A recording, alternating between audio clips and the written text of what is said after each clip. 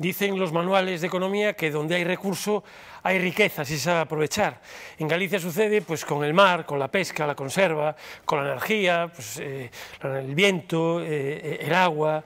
Sucede también con el sector agroalimentario, el sector lácteo, la carne, y sucede con el sector forestal, con el monte. Una de las palancas de riqueza y de aportación al PIB más determinantes y que más expectativas ha generado durante años.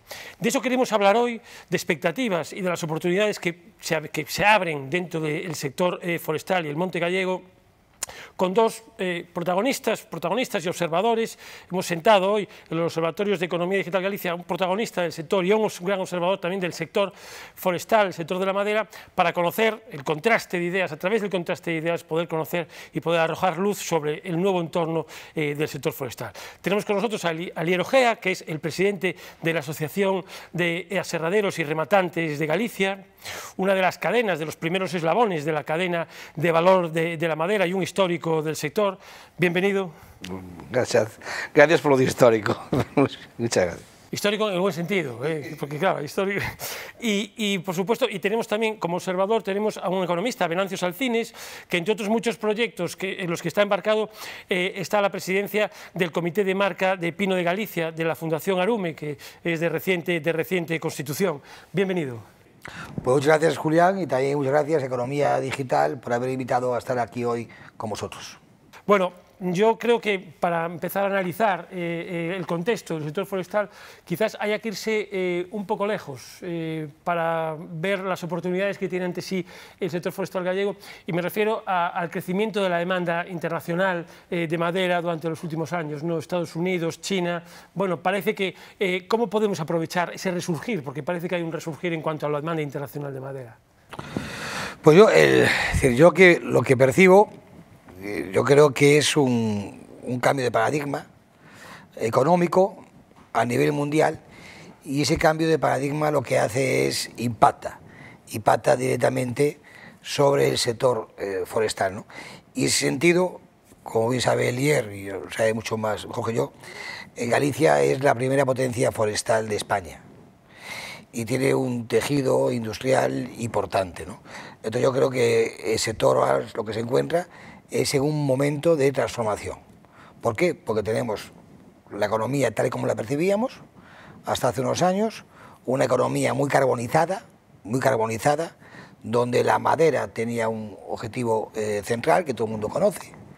Y después viene la nueva agenda, que es una agenda que se basa esencialmente en retirar el carbono de la economía. En ese proceso de retirada de carbono, la madera vuelve de nuevo a tener protagonismo. Y lo tiene por dos vías, que después comentaremos, ¿no? Tanto por la vía de los nuevos tejidos, lo que sería la industria textil sostenible, que es un impacto directo en Galicia, porque también somos una potencia textil, y el impacto en la construcción a través de la madera como elemento constructivo. ¿Y cómo se ve desde dentro de la cadena? Dentro de la cadena yo creo que tenemos que distinguir dos ámbitos. Uno, el que tenemos de materia prima propia, que luego podemos, como dice aquí Nancy, podemos hablar y desarrollar un poco más el tema, pero también tenemos que verlo dentro del marco, digamos, de lo que es el mercado de la madera en Europa y las consecuencias que tiene.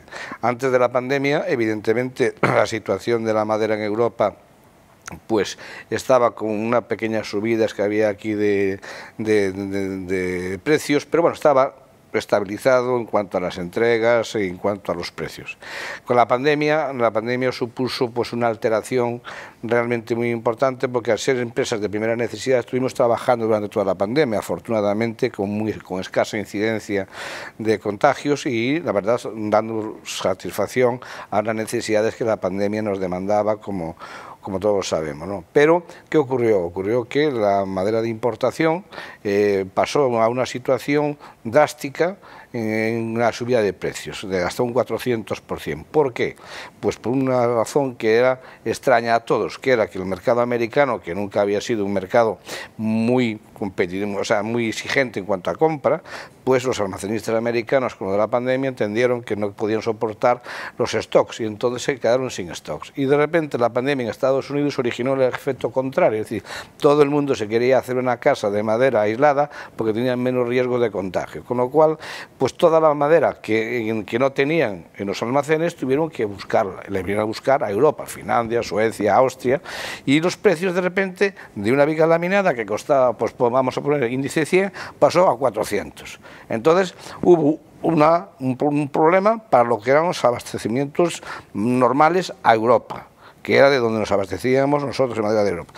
Y China también tuvo su influencia. Entonces, esto ya dejó un marco que evidentemente tuvo unas consecuencias sobre los precios de nuestra madera de aquí. El pino no nos iba a quedar ajeno aquí, porque había escasez de demanda de pino europeo, que se importa, o de madera, o de laminada, o de lo que sea, y entonces empezó a hacer una demanda de la madera de pino de Galicia, con lo cual los precios se aumentaron hasta un 50%, y hubo una situación que si le añadimos los costes energéticos, también tendremos que hablar de ellos, de repente nos encontramos que en 2 años pasamos de una situación de templanza de mercado y de tranquilidad a una serie de dientes de sierra que realmente pues nos produjeron una situación complicada y preocupante en muchas empresas, porque hay que trasladarle al mercado final el cambio de precios. Parece que estas dos crisis en una, ¿no? Porque no hemos salido de la pandemia y ya nos encontramos con problemas de las cadenas logísticas, la inflación empieza por ahí, luego llega la guerra, esto se dispara, pero sí que es verdad que salíamos de la pandemia casi en un momento dulce para el sector, es decir, era todo expectativas, ¿no? Por ese crecimiento de la demanda internacional. Alemania vio como China era un gran demandante, se convirtió en un gran demandante de madera, Estados Unidos también, pero ahora llega un escenario crítico, ¿no? Porque en apenas unos meses, ¿no? Eso es muy difícil de llevar, ¿no? Dentro de un sector, ¿no? Pues yo creo que hay varios temas, ¿no? Uno que tenemos es que se ha creado una demanda, que es una demanda totalmente extraña, que es la demanda de aquel que no pudo, de aquel que ha ahorrado porque no pudo gastar. O sea, nunca en la humanidad se produjo eso, es decir, la gente cuando ahorra, pues ahorra por temor, por precaución, pero no ahorra porque no pueda gastar. Sin embargo, la pandemia nos tuvo encerrados en casa y BBVA Research indicaba que teníamos en España 40.000 millones de euros que no pudimos gastar, deseando hacerlo. Esto, claro, esto tiene su importancia. ¿Por qué? Porque cuando se abre la economía, estos 40.000 millones buscan un espacio de moverse. Es como el agua, ¿no? Cuando busca un lugar por donde ubicarse, ¿no? Entonces, esta demanda se encuentra, que sale, mucha va hacia el mercado, yo creo que de la rehabilitación, también del ocio, turismo, pero también la reforma de las construcciones, que además la gente, después de estar en una pandemia tanto tiempo, pues descubre que su casa no le gusta. Y a lo mejor requiere una reforma o requiere un cambio de casa. Pero todo este proceso se produce en un marco donde además se rompen las cadenas de suministro. Y las materias primas acompañan con una subida espectacular. Pero hay otro elemento más, que yo creo que lo decía ahora, lo apuntaba muy bien Elier, que es que tenemos que pensar en tener oferta nosotros. O sea, de la idea de mercado mundial que teníamos hasta hace 2 días, que trabajábamos siempre con el concepto de mercado mundial, ahora la globalización está en tela de juicio. ¿Por qué? Porque la globalización contamina. Porque traer, si tú ya quieres hacer una casa que no tenga huella de carbono, como de hecho hoy ya hay clientes que lo reclaman o que lo piden, no tiene ningún sentido que tú vengas en un barco quemando gasoil de Sao Paulo, porque la huella de carbono de ese barco no tiene, ya ha anulado todo el beneficio que pudiese tener. Por tanto, ¿qué ocurre? Nace un nuevo concepto, que ese concepto que nace y están haciendo, esto todavía se está gestando, que es el kilómetro, que es la idea del kilómetro cero. Es decir, yo necesito madera, pero aparte de que esté cercana, porque eso lo sabrá Elier, para no asumir el coste de logística declara desde muy lejos que es caro, es porque también esa madera, si va a entrar en un edificio que debe de tener, porque además a lo mejor se ha licitado así, con ese concepto, debe de tener una baja huella de carbono, lo que no puedo es traerla quemando diésel por todo el Océano Pacífico. Sí, vamos, aquí hay una cosa que está clara, es decir, yo creo que pasamos de una situación que, bueno, se venía aguantando el mercado tal como con sus diferencias y todo lo que había en cuanto a consumos y en cuanto a gustos. Vamos a decir una cosa. Ya desde hace unos años la Unión Europea ya pronosticó que este siglo iba a ser el siglo de la madera, ¿no? De alguna manera lo anunció, y lo anunció con auténticos apoyos financieros a las industrias que desarrollaban nuevas tecnologías y nuevas aplicaciones de la madera. Luego además se favoreció de una manera importante la construcción en madera, con ejemplos importantes ya en Europa de madera en altura, o sea, de construcción en altura. Que en España hay algún ejemplo, ya en Cataluña hay algún ejemplo en el País Vasco, donde ya forma parte de algo que hasta ahora era casi inconcebible, porque el concepto de madera maciza que teníamos pues se ha transformado en otras producciones que afortunadamente están avanzando poco a poco, porque en Galicia, claro, los tamaños son siempre pues en función de nuestras dimensiones. Entonces, aunque tengamos una gran producción, es más cantidad que calidad, también tenemos que decirlo, tenemos que ser conscientes de que no tenemos el bosque danés ni tenemos el bosque francés, que da un poco para todo. Nuestro bosque es más abundante para los grandes consumidores que para, digamos, si yo necesito abetos, yo necesito algún tipo de vino rojo, alguna viga laminada, pues me sale más fácil traerlo de Francia, porque aquí no lo tengo, y lo que tengo no me garantiza un suministro regular, y tengo que estar condicionado a situaciones que yo a mi cliente final no puedo decir, oye, hay que esperar 2 meses, porque igual no me espera. Estamos tocando muchos palos, ¿no? Pero dentro de la cadena, como en toda cadena productiva, hay eslabones fuertes y débiles, ¿no? Pero también quizás en el sector forestal hay algún que otro pecado original, ¿no? Y me refiero a ese 70% que representa el monte de la superficie gallega, pero el 30%, ese 70%, está abandonado, ¿no? Del abandono del monte, ¿no? Y de la propiedad también, de la propiedad del monte, ¿no? Eso quizás sea un problema en origen, ¿no? Que hay que resolver. Bueno, el monte, como decía Elier, no puede estar a monte. Es que esa es la cuestión. No puede estar a monte, ¿no? El monte no arde en el norte porque hay detrás quien lo está cuidando y que aplica técnicas de silvicultura y que está encima de él. ¿Dónde arde el monte? Pues donde está abandonado. Donde está abandonado, posiblemente porque es poco espacio, es minifundista y no le sale a cuenta al dueño, a lo mejor ni siquiera la gasolina, para poder ir a ver dónde está y si tiene matorral o no tiene matorral. Entonces ahí es donde tenemos el problema. ¿Y qué ocurre? Claro, que esto hasta ahora lo solucionabas comprando madera en otra parte del mundo. Oiga, pues si no lo tengo, es un recurso.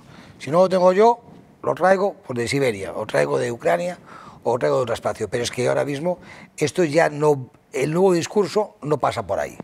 El nuevo discurso pasa que tenemos que velar por el recurso.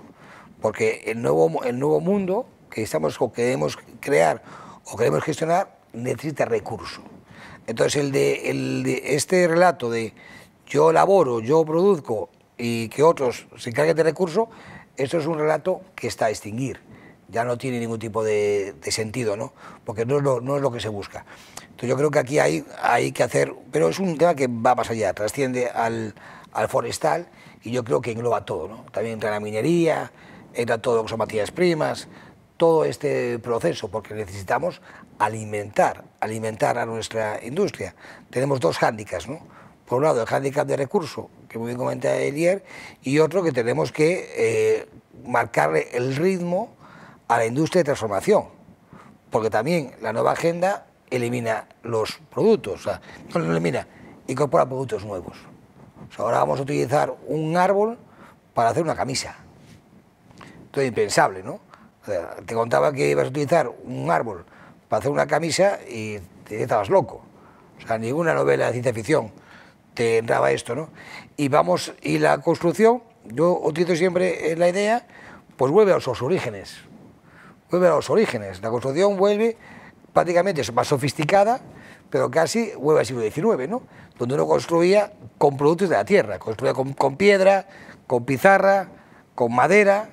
Pues ¿por qué? Porque el hormigón no es sostenible. Hablábamos antes del sector textil, ¿no? Y hablábamos de un nuevo entorno, pero esto nos lleva a los nuevos operadores, ¿no? Estamos en la antesala del desembarco de un grupo portugués, Altri, en un mercado, el gallego, en el que estaba dominado hasta ahora por una compañía. ¿Qué va a suponer? Teniendo en cuenta que llegue Altri, es decir, pongámonos, aunque en diciembre será cuando decidan la inversión, pero localizada ya, estimada ya y anunciada a los inversores y a los administradores, ¿qué va a suponer la llegada de Altri? Hombre, yo lo máximo que puedo decir que es una alegría. Es decir, que bienvenidos sean. De hecho, nosotros hemos tenido unas reuniones con el alcalde de Palas de Rey, que tuvo la amabilidad de invitarnos para enseñarnos los terrenos donde puede llegar a ubicarse, y luego para el sector, hombre, sea la primera vez en muchos años que se hace un anuncio de una inversión de ese alcance y que no estemos de acuerdo. No es un problema de que ellos digan que va a haber escasez, ¿no? Porque en este momento, afortunadamente, como dije antes, en los grandes consumidores en determinado tipo de plantas no hay problema de abastecimiento ni lo va a tener, porque los portugueses lo han calculado sobradamente y saben lo que hay. Yo creo que el anuncio de una empresa de esa categoría que va a hacer algo, que va a romper moldes, que va a ser capaz de decir que va a hacer fibra vegetal para hacer una camisa o para lo que sea, yo creo que no debería de haber nadie, por un lado, en nuestro entorno que diga que no a eso. Segundo, a nivel social, una empresa que tenga la voluntad de instalarse en un sitio donde es rural, donde se pueden crear un entorno de 2.000 puestos de trabajo, directos o indirectos, que van a favorecer a todo Galicia. ¿Por qué no favorecen a Palas? Porque Palas tiene 300 en el paro. No va y habrá gente de Carballino, gente de Muros o gente de SEA que tendrá que hacer el curso de formación adecuado, que Altri me imagino que señalará, y luego hará las pruebas y pueda trabajar allí e ir y venir. Es decir, eso siempre es una noticia que yo creo buena e importante. Otra cosa es que a mí sí me dices que si mañana se monta una empresa que va a consumir pues 50.000 toneladas de madera de sierra, pues te diré, pues es el cierre del sector del aserrado en Galicia. Lo que sí, centrándonos un poco en Altri, volviendo a Altri, aunque sigamos avanzando por el sector, lo que está claro, si uno fuera propietario de un monte de eucaliptos, pues esperaría la llegada de Altri, porque hasta ahora, bueno, pues había un cuasi monopolio para algunos en cuanto a otro operador, ¿no? Porque que es ENCE, y aquí llega un operador nuevo, y la primera conclusión, puede ser una subida de precios, ¿no? Lógicamente, o sea, va a beneficiar al propietario del monte, a priori, ¿no? Luego puede pasar de todo. Pero, ¿cómo va a ser esa convivencia? Si ENCE sigue en la ría de Pontevedra, bueno, yo creo que sigue, ¿no? El líder sabe mucho más de esto que yo, ¿no? Pero si ENCE no está en la ría de Pontevedra, pues sí, está en Navia. Y desde Navia casi le queda más cerca determinados bosques, ¿no?, que desde la ría de Pontevedra. Es decir, ENCE va a ser siempre un comprador, ¿o no, Elier? Sí, evidentemente, yo creo que en ese aspecto no va a haber colisión, y si la hay, pues va a ser una mejora para los productores de eucalipto, para los propietarios, donde va a haber a lo mejor un incremento en los precios, porque se podrá hacer. Eso yo creo que es bueno, la competencia es buena. Yo lo único que deseo es que, igual que tenemos una sonrisa para darle la bienvenida a Altri, que no tengamos que echar unas lágrimas porque se va a ENCE, porque para nosotros sería, pues en el sur de Galicia, la desaparición de ENCE, yo creo que sería un golpe, un mazazo a toda la industria vinculada con el sector forestal, porque no se puede ver solo a ENCE como una sola industria. Hoy hay mucha transversalidad en todo el tema, hay muchos cientos de camiones que llevan a ENCE, que nos traen a nosotros, que le llevan a FINSA, es decir, aquí hay una convivencia en el sector en muchos temas que no se puede, la gente no puede pensar, no, solo son 400 empleos, no, aquí hay talleres, aquí hay casas de comidas, aquí hay cientos y cientos de personas que conviven gracias al sector forestal. Y luego hay otra ventaja que yo quiero señalar. De los 80 millones que hablé antes, 80.000 familias y los 300 millones de euros, están repartidos en el rural de Galicia. Es decir, no están en el eje industrial Coruña-Vigo, están vinculados más al rural de Galicia, que es donde están ubicadas el 90% de las empresas. Hay que pensar que el 80% de los ayuntamientos de Galicia, que son sobre 200, de los 314, 280, tienen alguna empresa vinculada con el sector forestal, sea carpintería, sea serradero, sea pasta de papel, sea, o sea, hay en cada municipio un poco como mínimo. Yo me acuerdo de épocas en las que había hasta 3 aserraderos por municipio. Ahora han ido a menos, pero se lo sigue habiendo. Sí, yo creo que hay un tema de fondo que es importante. Primero, que el forestal hoy ya lo percibe la sociedad gallega como uno de los 5 sectores más relevantes. Esto no ocurría hace 10 años. No estábamos ahí. El otro día hizo una encuesta BDO, la consultora BDO, y salió ese resultado, ¿no?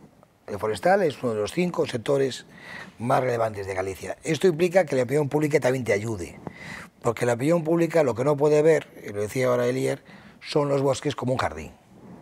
Los bosques son economía para el rural, y no solamente para el rural, ¿no? Son el recurso para una industria mucho más potente. Y aquí entramos, yo creo que hay otro elemento que es de fondo, que lo que nos espera en un futuro es un rural que viene de alguna manera al rescate también de la parte industrial.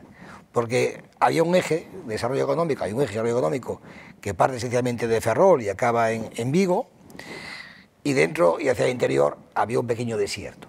Pero es que ese desierto ahora se va a convertir en la génesis de todo. ¿Por qué? Porque en esa Galicia, que es una Galicia vaciada, una Galicia que está a falta de gente joven, vamos a tener un recurso que muchas veces se va a procesar o se va a elaborar en este eje transversal. Porque cuando trabajemos con bioconstrucción o trabajemos con otros elementos, muchas veces van a estar en esa órbita de crecimiento que marcamos. Pero no solamente ahí, también tenemos el recurso minero. Y fíjate qué curioso, solamente es de Touro, donde yo espero que se abra un complejo industrial minero que va a generar 1.600 puestos de trabajo, a Palas de Rei, que está a 43 kilómetros, donde se van a generar 2.600, estamos hablando de más de 4.000 puestos de trabajo industriales, entre directo e indirecto, en una vertical que recorre el interior de Galicia. Y además, como acaba de decir también Elier, en un ayuntamiento que tiene desempleadas 300 personas, que habría que saber si las 300 todas quieren trabajar. Eso será lo que estén en el censo, registrados. A saber. Pero esto pasa exactamente igual. Es decir, el complejo industrial, el desarrollo industrial, que va a estar posiblemente en vida antes de 2 años, va a generar más de 4.000 puestos de trabajo en un rural que no tiene mano de obra para atender esa necesidad. No tiene solamente el proyecto de Touro, acabaría con todo el paro industrial de 17 municipios a su alrededor. Solamente este, sin contar obviamente Santiago, que queda fuera de la contabilidad. Entonces, esto que vemos delante, lo que vemos delante es que va a haber una vuelta al rural. Es decir, vamos a ver un proceso, pero no una vuelta al rural para volver al rural a tener un chalet con piscina y no aguantar a la suegra cuando nos da la lata. No, va a ser un rural que va a generar empleo industrial. Porque este recurso que tanto hablamos y que tanto comentamos va para algo. Y va para algo, además, marcado por un eje normativo. Porque tenemos unos mandatos que están ahí determinándonos. Hace solo unos días, la Unión Europea empezaba a regular la cantidad de fibra vegetal que tendría la ropa. Es decir, el textil sostenible ya no es una idea de unos investigadores de la universidad que tienen 4 ideas para convencer a la sociedad en un debate mediático.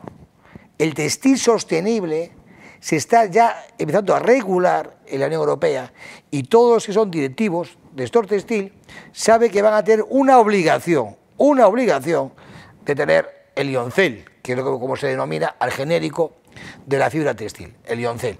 Van a tener esa necesidad. Claro, y esto es un elemento fundamental, porque vamos a estar llamando a la puerta.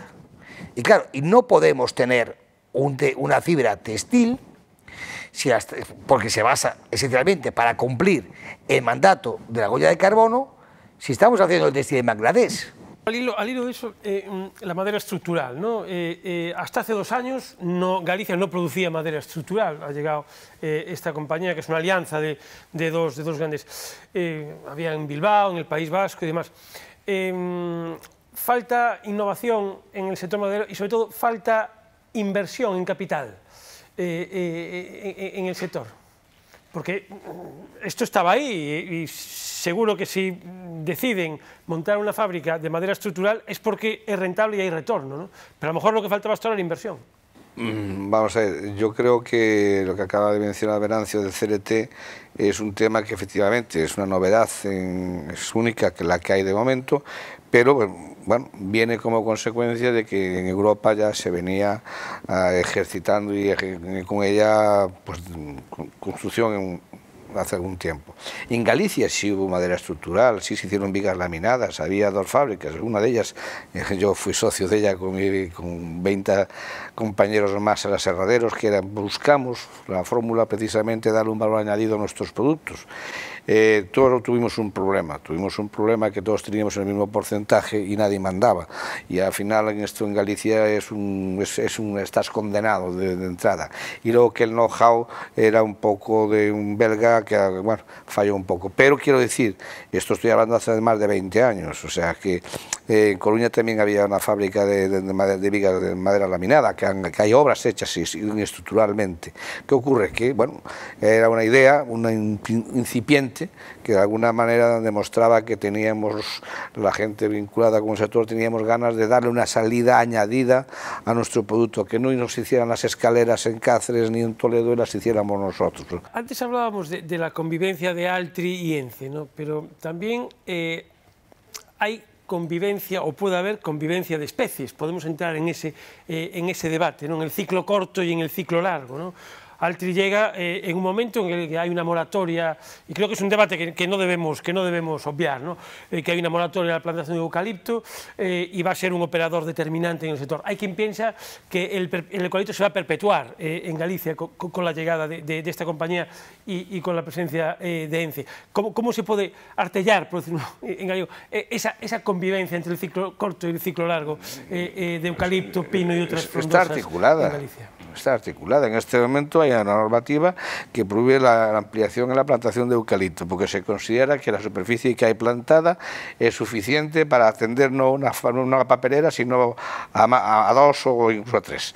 Es decir, incluso se llegó a decir por un responsable de una papelera que si la superficie que hay en este momento en eucalipto estuviera mejor gestionada, pues a nivel de silvicultura, pues a lo mejor con una reducción incluso importante de esas plantaciones habría suficiente. Se están haciendo clones nuevos para desarrollar un tiempo más corto en cuanto a lo que es el tiempo de espera. Es decir, el problema del eucalipto en este momento lo único que puede tener es una plaga, que es el Eucalyptus, que anda por ahí como el resto de las especies.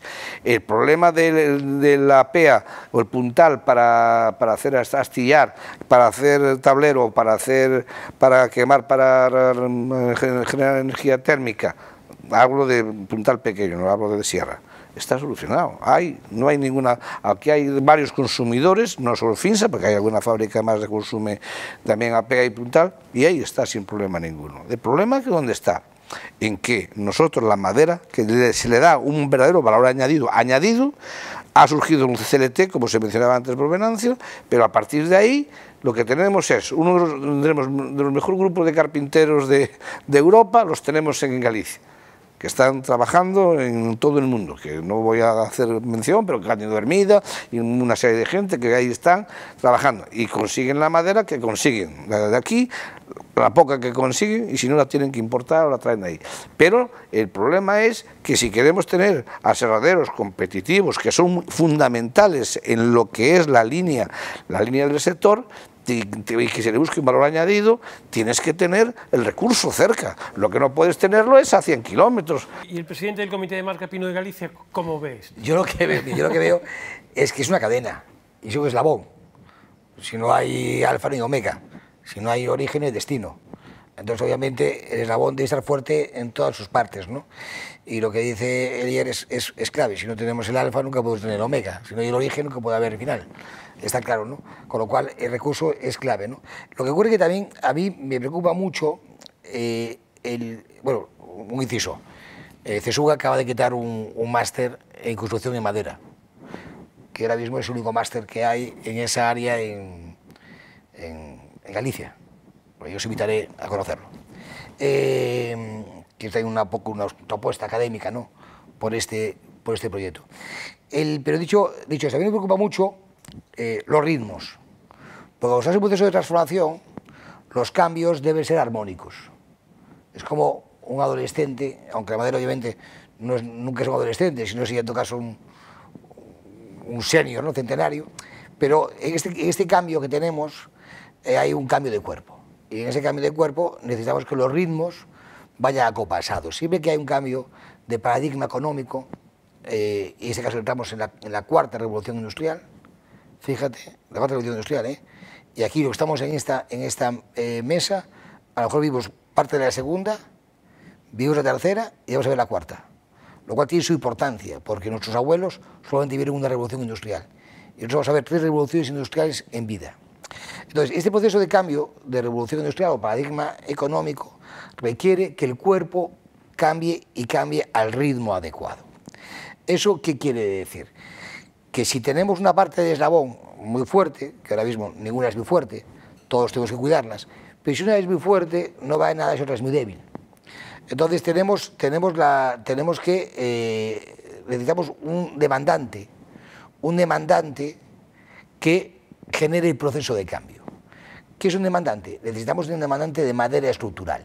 Todos estamos de acuerdo que el valor añadido está en la madera estructural. Elier hace 20 años se metía en esta aventura empresarial porque entendía que ahí es donde estaba el valor añadido. Nadie cuestiona que la madera estructural es el elemento de mayor valor añadido.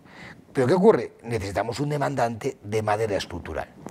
Y ese demandante tiene que ser además alguien que lo haga por una cuestión prácticamente ideológica, porque cree que es lo correcto, crea que es lo oportuno.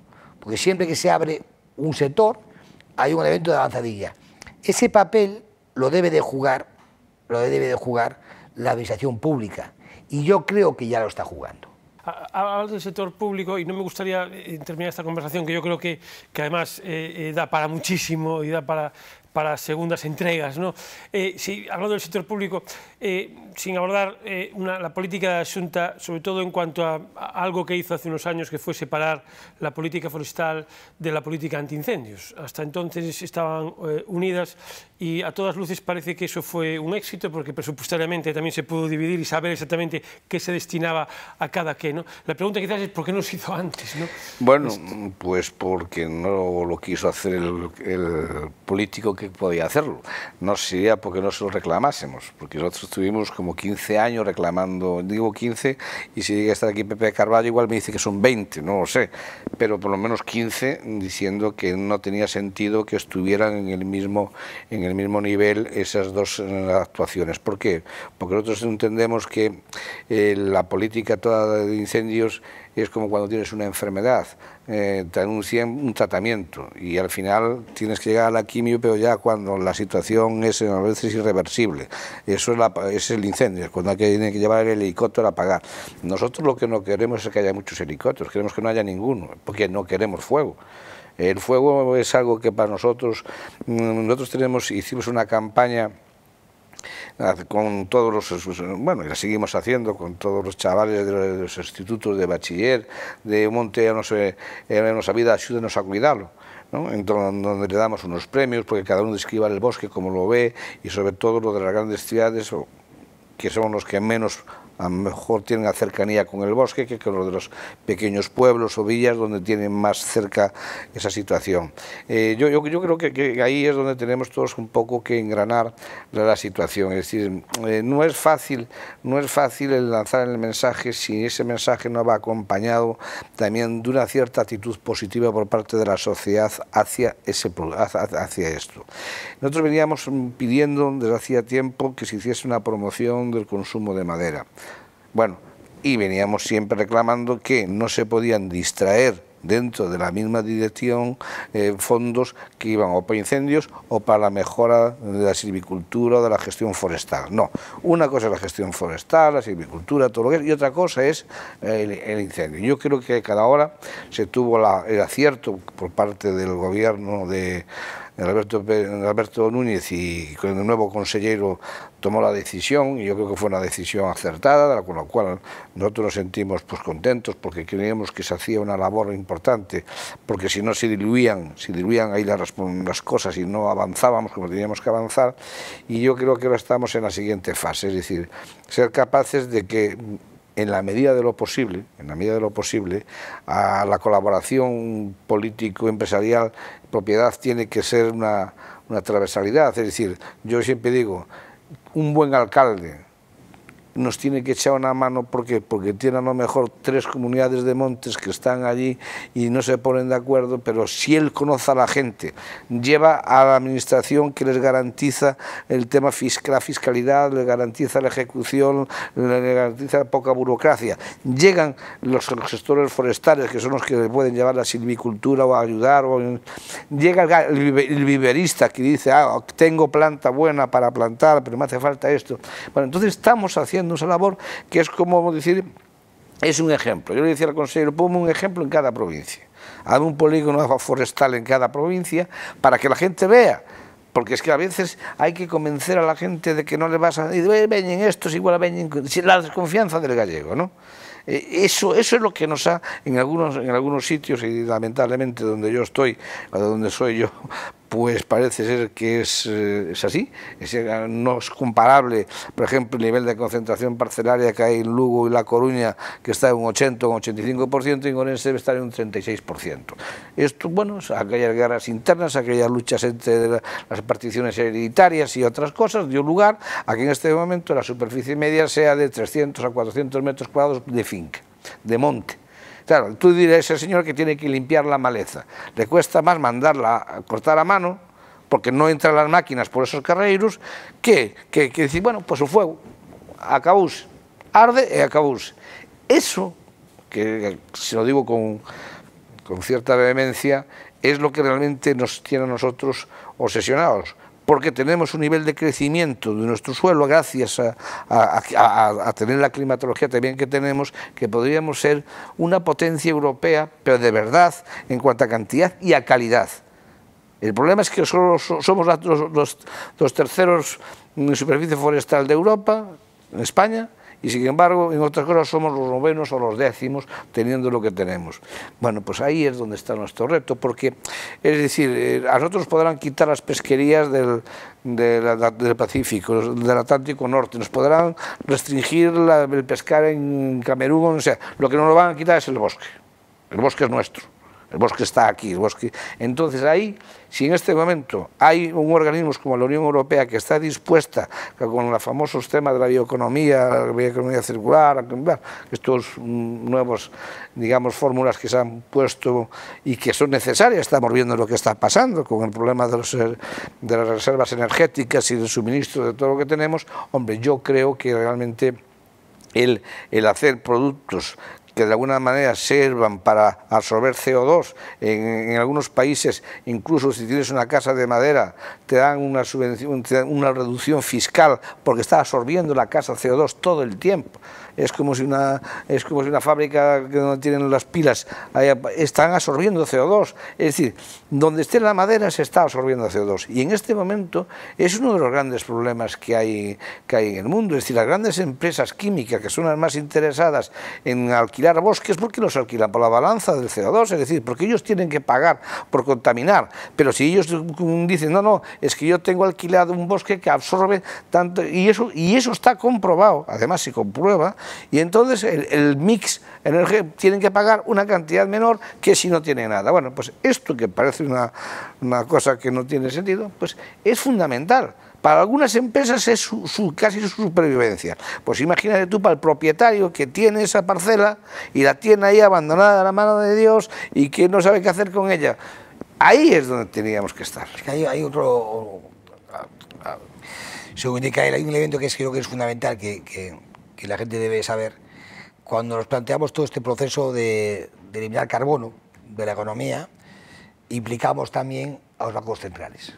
En su momento, el primer acuerdo fue firmado por 8 bancos centrales.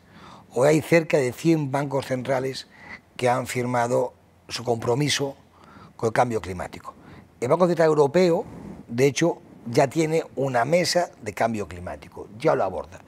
¿Esto qué quiere decir? Esto quiere decir es que va a haber dos tipos de dinero: dinero verde y dinero que no es verde. Uno dirá, bueno, ya existen bonos verdes. No, bonos verdes es un anticipo de lo que viene detrás.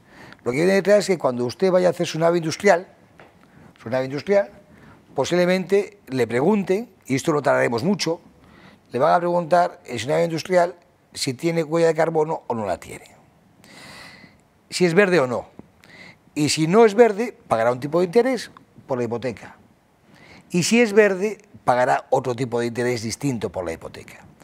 Entonces, en ese momento, esa persona llamará a la puerta de alguien y dirá, oiga, que voy a invertir en unas naves de millones de euros. Es que unas décimas de interés son para mí muy relevantes. ¿Quién me ayuda a construir mi nave para que me den como actividad verde el proceso? Y esto va a ser un continuo. Es decir, el mundo financiero va a ser un mundo con dos grifos. El grifo verde y el grifo no verde. Pero esto le va a afectar a uno a su casa. A su casa. Es que ya le afecta hoy a su casa. Si uno va a un banco y pide una hipoteca, hay bancos que dicen que si su casa tiene eficiencia energética, paga menos por la hipoteca. Eficiencia energética no es porque nos moleste que nos salga la calefacción, el calor por la ventana. Es que cuando sale calor por la ventana, sale carbono. Carbono. Bueno, yo creo que hemos tocado muchísimos puntos, muchísimos mimbres, ha habido sombras, pero muchas luces sobre todo, y esos mimbres yo creo que a los lectores de Economía Digital Galicia son los que le pueden servir también para tomar decisiones, ¿no? Que es un poco lo que tratamos de hacer aquí, ¿no? Intentar sentar a protagonistas de una realidad para divulgar esa misma realidad y darla a conocer, ¿no? Y creo que lo hemos hecho tocando muchísimos palos, muchos se nos quedan en el tintero, pero yo creo que agradecer a Alier y a Venancio su presencia de aquí y, bueno, en unos años probablemente podamos hacer balance de todo esto. Esperemos que sean pocos años que podamos hacer balance. Muy bien. Muchas gracias a vosotros. Placer.